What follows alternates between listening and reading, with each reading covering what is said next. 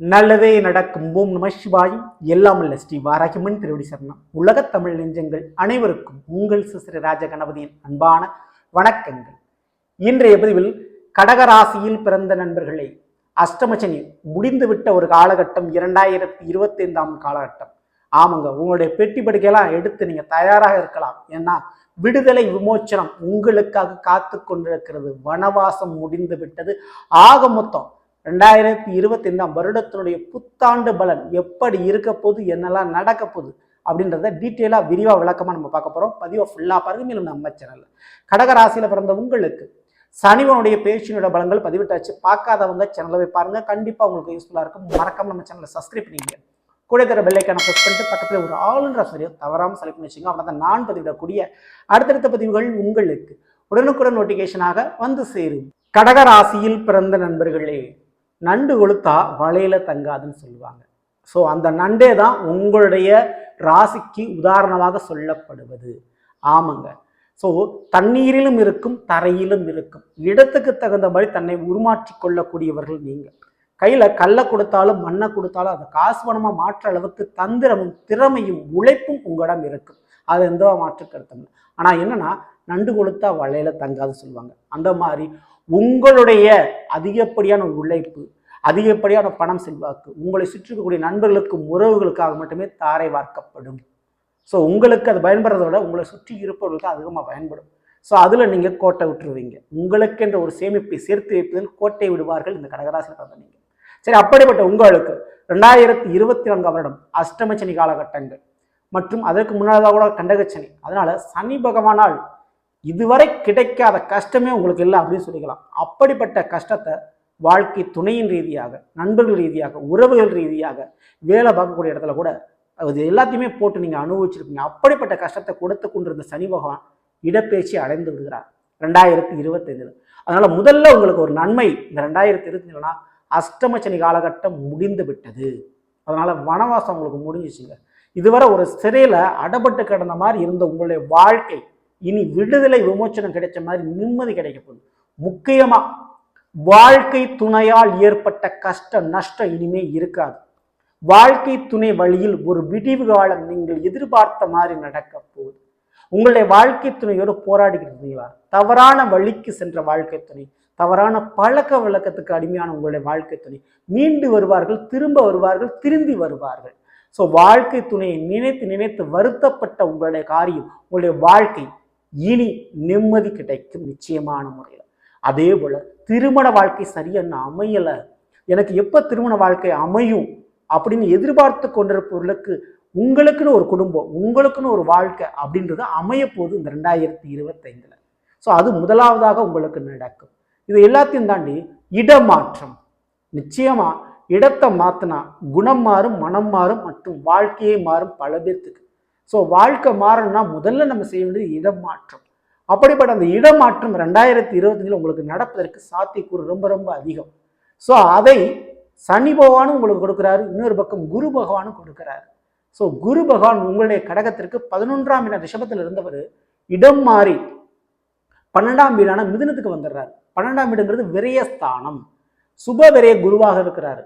அப்போ சுப விரய செலவுகளை உங்களுக்கு கொடுக்க போறாரு. சுப விரய செலவுனா என்னங்க அப்படின்னா, திருமணம், குழந்தை பாக்கியம் பெறது, ஒரு சொந்த வீடு கட்டி இடம் மாறுறது, ஒரு வேலைக்காக இடம் மாறுறது போன்ற சுபகாரியத்திற்காக அந்த விரைய செலவுகள் இருக்கும். ஸோ 2025 கண்டிப்பா இது உங்களுக்கு நடக்குங்க. அதனால கண்ணீர் விட்டது போதும். உங்களுடைய வாழ்க்கையில வனவாசம் மாதிரி இருந்த ஒரு வாழ்க்கை உங்களுக்கு முடிஞ்சு போச்சு. இனிமே உங்களுக்கு நல்ல ஒரு காலகட்டம், ஏறுமுகமான ஒரு காலகட்டம். ஸோ இந்த ஒரு நேரத்தில் துணிவோடும் தன்னம்பிக்கையோடும் தைரியத்தோடு நீங்கள் இருக்க வேண்டிய ஒரு பொற்கால காலகட்டம். அதை சரியாக நீங்கள் பயன்படுத்திங்க. இதில் மிக முக்கியமாக நான் சொல்லக்கூடியது, ஒரே வருடத்தில் 4 கிரக பயிற்சி. ஏற்கனவே சனிவனுடைய பயிற்சி முதல்ல நடந்துடுது. ஸோ கும்ப ராசியில் இருந்த சனி மீன ராசிக்கு இடம்பெறாரு. அது உங்களுடைய கடகத்திற்கு 9ஆம் வீடு பாக்கிய சனியாக இருக்கிறார். குழந்தை பாக்கியம், திருமண பாக்கியம் மற்றும் பதவி பாக்கியம், இந்த 3 பாக்கியம் கண்டிப்பாக கிடைக்கும். எதிர்பார்த்த மாதிரி ஒரு வேலை, ஒரு போஸ்டிங் கண்டிப்பாக உங்களுக்கு கிடைக்கப்போகுது. அதெல்லாம் மாற்றுக்கிறது. அடுத்து குருவா நான் சொன்ன மாதிரி ரிஷபத்திலேருந்து மிதுனத்துக்கு மாறுறாரு. அது உங்களுக்கு 12ஆம் வீடு. அப்போது சொந்த வீடு கட்டுறது, வாங்குறது, கிரகப்பிரவேசம் பண்ணுறது, பிள்ளைகளுக்காக சில காரியங்கள் பண்ணுறது, குழந்தை பாக்கியம் கிடைக்கிறது, திருமணத்திற்காக சில செலவுகள் பண்ணுறது போன்ற சுபவிரை செலவுகள் உங்களுக்கு ஏற்படும். வண்டி வாகனத்தில் ஓட்டுறது, இயக்குறது, வாங்குறது இதில் கொஞ்சம் கவனத்தோடு நீங்கள் இருந்துக்கணும். மற்றபடி பயப்பட வேண்டாம். இன்னொரு பக்கம் ராகு கேது பெயர்ச்சி உங்களுடைய கடகத்திற்கு 9ஆம் இடம் மீனத்தில் இருந்த ராகு அப்படியே இடமிருந்து 8ஆம் இடான கும்பத்துக்கு வந்துடுறார். 8இல் ராகு மறைகிறார். அதனால் கெட்டவர்கள் விலகுவார்கள். உங்களை சுற்றி இருக்கக்கூடிய கெட்டவர்கள், உங்களுக்கு துரோகம் செய்தவர்கள், உங்களை சூழ்ச்சி பண்ணி வீழ்த்துன்னு நினைச்சவங்க விலகி விடுவார்கள். அவர்களுக்கு கெட்டது நடக்கும். சரிங்களா? அதே போல சில பேருக்கு தேவையில்லாத பயணம், தேவையில்லாத அலைச்சல், தேவையில்லாத டிராவல், தேவையில்லாத அவப்பெயர் உங்க மேல சுமத்தி இருப்பாங்க. பண ரீதியாக, ஃபைனான்ஸ் ரீதியாக சில பிரச்சனையை சந்திச்சுட்டு இருப்பீங்க. அப்படிப்பட்ட பிரச்சனைகளுக்கெல்லாம் ஒரு முடிவு காலகட்டம் இந்த ஒரு காலகட்டம்னு சொல்லலாம். இந்த 8ல் ராகு வந்து அமர்றதுனால வெளிநாட்டு பணம், share market, trading, crypto currency, மறைமுகமான சில வேலை மூலமாக பண வரவு கிடைக்கிறது, இதுக்கெல்லாம் வாய்ப்பு உண்டு. எதிர்பார்த்த பணம் வருவதில் பிரச்சனை இருக்காது. ஆனால் சின்ன ஒரு பஞ்சாயத்து பண்ணி தான் அந்த பண வரவை நீங்கள் பெற முடியும். ஸோ ஃபைனான்ஸ் கொடுக்கல் வாங்கல கொஞ்சம் கவனத்தோடு நீங்கள் இருந்துக்குங்க. ஆனால் கண்டிப்பாக உடல் ரீதியான இருந்த நோய் பிரச்சனைக்கு சின்ன ஒரு மருத்துவ சிகிச்சை மூலமாக ஒரு முற்றுப்புள்ளி வைக்கப்படும். ஸோ பல வருட நோய் பிரச்சனை சிறிய மருத்துவ சிகிச்சை மூலமாக முடிவுக்கு வரும் உங்களுக்கு. அதே போல புதியதொரு வாழ்க்கை, புதியதொரு நண்பர்களோடு, உறவுகளோடு, புதிய துணையோடு ஆரம்பிப்பதற்கு இந்த 2025 காலகட்டம் உங்களுக்கு சாத்தியக்கூறு சாதகமாக உங்களுக்கு இருக்கு, பயன்படுத்திங்க. மேலும் இந்த கேதுபான் உங்களுடைய கடகத்திற்கு 3ல் இருந்தவர், கன்னியில் இருந்தவர் 2ஆம் வீட்டுக்கு இடம் பெயர்ந்துறாரு, சிம்ம ராசிக்கு வந்துடுறாரு. ஸோ தன குடும்ப வாக்குஸ்தானத்தில் கேதுபான் அமர்கின்ற பொழுது குடும்ப ரீதியான ஒரு மாற்றம் நிச்சயம் உண்டு. பழைய உறவுகள் விலகுவார்கள், புதிய உறவுகள் கிடைக்கும். குடும்ப ரீதியாக கொடுத்த வாக்கை காப்பாற்றிடுவீங்க. குடும்பத்தில் இருக்கக்கூடிய பூர்வீக சொத்துக்கள் பிரச்சனை ஒரு சுமூகமாகி பிரிவாகி உங்களுக்கு அந்த சொத்தினுடைய பங்கு ஷேர் வர வாய்ப்புண்டு. வெளிநாடு யோகம், மருத்துவ யோகம், கல்வி யோகம், இந்த 3 விதமான யோகங்களும் குடும்ப ரீதியான முறையில் கிடைக்கும். அதுலேருந்து மாற்று கருத்துங்க. இது எல்லாத்தையும் தாண்டி இந்திரனுடைய வேலை நேரம் உங்களுக்கு ஆரம்பம். ஆமாங்க, சந்திரன் தான் உங்களுடைய ராசிநாதன், மதிக்காரகன். மதியை வைத்து பல காரியத்தை நீங்க பண்ணிக்க முடியும். ஸோ மூளை தான் உங்களுக்கு மூலதனம். அப்படிப்பட்ட அந்த மூளையில் நீங்கள் சேர்த்து வைத்த கலை, கற்றுக்கொண்ட கலையும் படித்துக்கொண்ட அந்த கல்வியும் உங்களுக்கு கை கொடுத்து காப்பாற்றும். உங்களுடைய திறமைக்கு ஏற்ப ஒரு வேலை தொழில் அமையும். உங்களுடைய திறமை வெளிப்பட்டு சில காரியத்தில் சாதித்து காட்டுவீர்கள். அந்த சாதனையின் மூலமாக பணவரவு கிடைக்கும், அதன் ரீதியாக சொத்துக்களும் கிடைக்கும். ஸோ இந்திரன் போல் வாழணும்னா சொத்து சுகம், உறவுகள் என அனைத்தும் இருக்க வேண்டும். அப்படிப்பட்ட ஒரு சொத்து சுகத்தை கொடுத்து, புதிய உறவுகளையும் நண்பர்களையும் கொடுத்து, புது இடத்திற்கையும் கொடுத்து உங்களுக்கு புது வாழ்க்கைக்கு அடியெடுத்து வைக்கிறார் இந்த கேது பகவான். அதுவும் குடும்ப ரீதியான முறையில். அதில் எந்த மாற்று கருத்தும் இல்லை. 9ல் இருக்கக்கூடிய பாக்கியத்தில் இருக்கக்கூடிய சனி பகவான் அதற்கு மிகப்பெரிய ஒரு வாய்ப்பை, மிகப்பெரிய ஒரு சான்ஸ் உங்களுக்கு ஏற்படுத்தி கொடுக்கிறார். 2025 வாய்ப்பை சரியா நீங்க பயன்படுத்திங்க. குரு மறைந்தாலும் சனி கொடுத்தே தீர்வார்.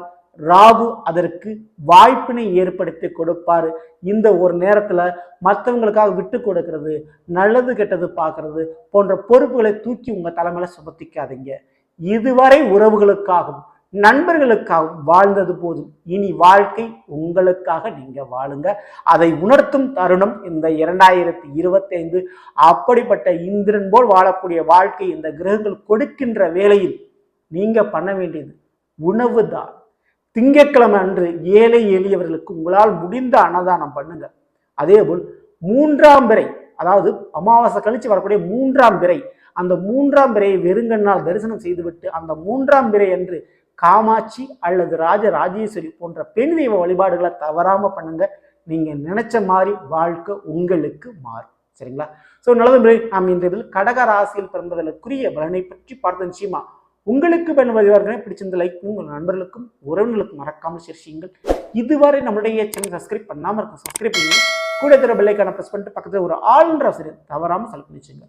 மேலும் அடுத்த நிற்போம். நன்றி, வணக்கம். நல்லதே நடக்கும். நம சிவாய். எல்லாம் ஸ்ரீ பாரகம் திருவடி சரணம்.